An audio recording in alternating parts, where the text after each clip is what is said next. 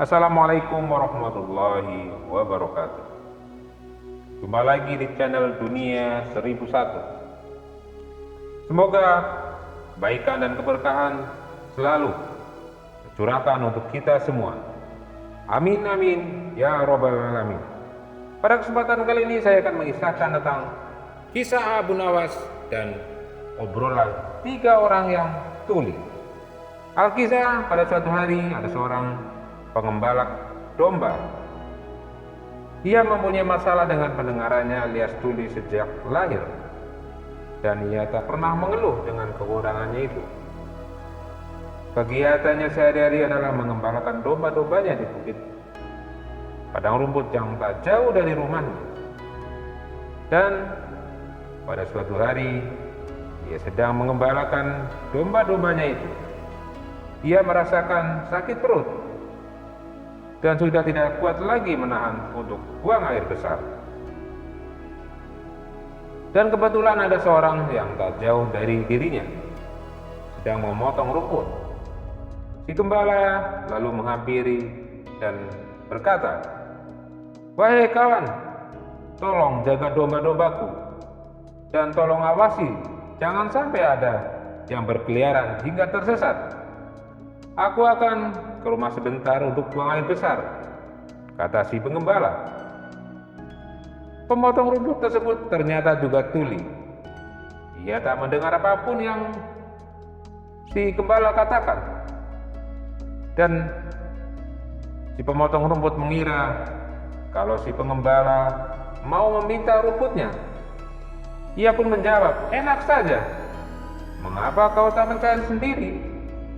Aku pun di rumah juga banyak hewan ternak yang aku harus beri makan. Sudah sana pergi, jangan mengganggu aku," kata si pemotong rumput sembari menggerakkan tangannya.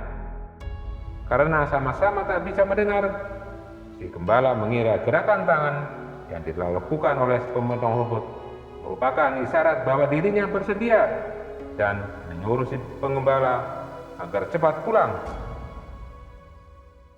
"Terima kasih kawan, kau benar-benar telah menolongku," kata si gembala. Ia pun lantas segera berlari pulang ke rumah. Dan setelah pengembala menuntaskan hajatnya, buang air besar, ia pun kembali menemui si pemotong rumput. Si pengembala menghitung domba-dombanya dengan cermat. Ternyata jumlah dombanya masih lengkap. Dalam hati ia pun berkata, "Sungguh luar biasa. Pribadi pemotong rumput itu benar-benar bisa dipercaya. Ia telah menjaga domba-dombaku tanpa mengharap ucapan terima kasih sama sekali. Sungguh pribadi yang luar biasa. Oh iya, bukankah salah satu dombaku ada yang pincang? Lebih baik aku berikan kepadanya sebagai rasa terima kasihku. Pasti dia akan menjadi makanan yang lezat untuk keluarganya," ujar si gembala dalam hati. Dan ia pun lalu menangkap dan memanggul domba tersebut dan menghampiri si pemotong rumput.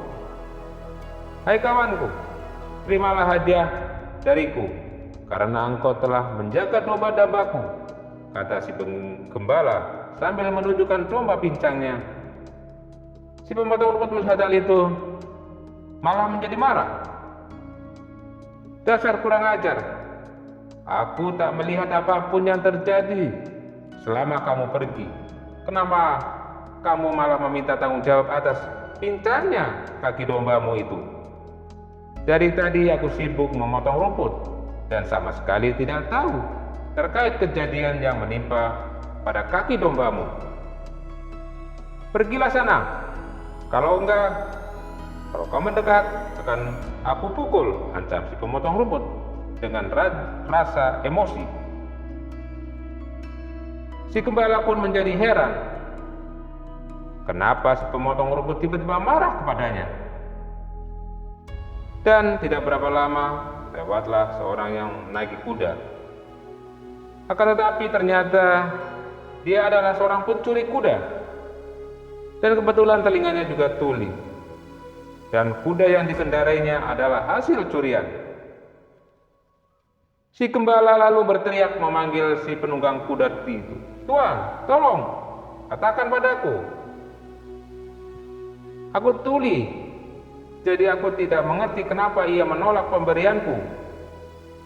Malah ia marah padaku," ucap si gembala dengan nada emosi. Si pemotong rumput juga tak mau kalah. Ia bicara dengan nada teriak pada si penunggang kuda.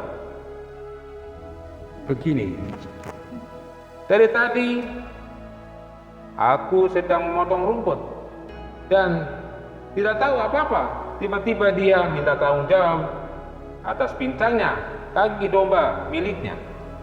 Jelas saja saya marah. Dituduh seperti itu," balas si pemotong rumput. Si penunggang kuda kemudian turun dari kudanya dan menghampiri mereka berdua. Karena dia juga tuli, dia mengira si pemotong rumput dan si penggembala sedang memarahinya karena telah mencuri kudanya. "Benar kawan, aku memang barusan mencuri kuda ini, tetapi aku sungguh tidak tahu kalau kuda ini adalah milik kalian. Maafkan aku," kata si penunggang kuda itu. "Sudah kukatakan, aku tidak tahu apa-apa atas binatang domba orang ini," teriak si pemotong rumput. "Hai kawan, jelaskan padaku, mengapa menolak pemberianku dan justru marah kepadaku," teriak si gembala. "Ya, aku mengaku mencuri kuda itu, tapi aku juga tuli, jadi aku tidak tahu siapa di antara kalian yang memiliki kuda ini," teriak si penunggang kuda. Di tengah-tengah keributan yang terjadi, melintaslah Abu Nawas di hadapan mereka kali itu. Abu Nawas yang kebetulan sedang mengalami sakit gigi. Jangankan untuk berbicara, menggerakkan mulutnya saja sakit bukan main. Mereka mengira Abu Nawas adalah seorang sufi yang alim dan sakti, karena dari penampilannya Abu Nawas menggunakan jubah layaknya seorang sufi yang terpandang. Lalu penunggang kuda menghentikan Abu Nawas dengan menarik jubahnya. Ia berkata, "Tolonglah saya. Mereka menuduhku membuat dombanya pincang," kata si pemotong rumput. Dan si gembala juga berkata kepada Abu Nawas dengan nada teriak, "Wahai Tuan Sufi, aku hanya ingin memberikan domba tapi dia malah memarahiku." Dan si pencuri kuda juga ikut-ikutan berteriak, "Tuan Sufi, saya akui saya bersalah telah mencuri kuda mereka, tapi aku tuli. Saya tidak bisa mendengar perkataan mereka, jadi saya tidak tahu siapa sebenarnya pemilik kuda ini." Mendengar pengaduan mereka dengan nada teriak, membuat sakit gigi Abu Nawas bertambah tidak karuan. Abu Nawas hanya bisa menatap tajam penuh amarah ke arah mereka. Mata merah Abu Nawas menusuk tajam ke mata mereka bertiga secara bergantian.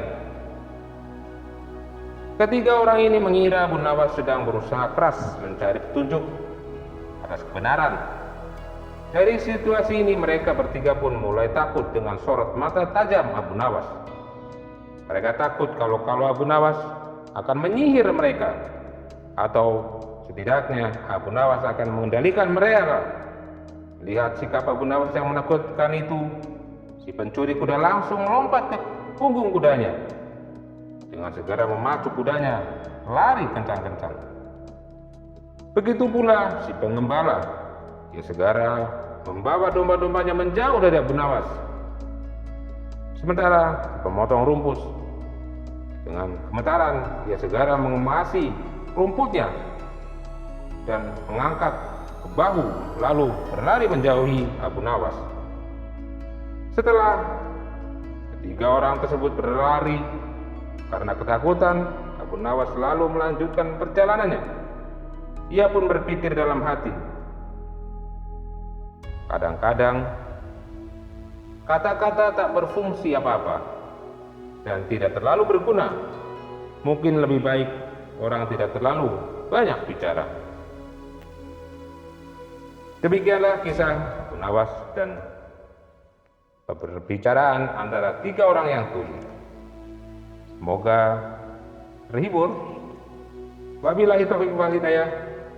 Wassalamualaikum warahmatullahi wabarakatuh.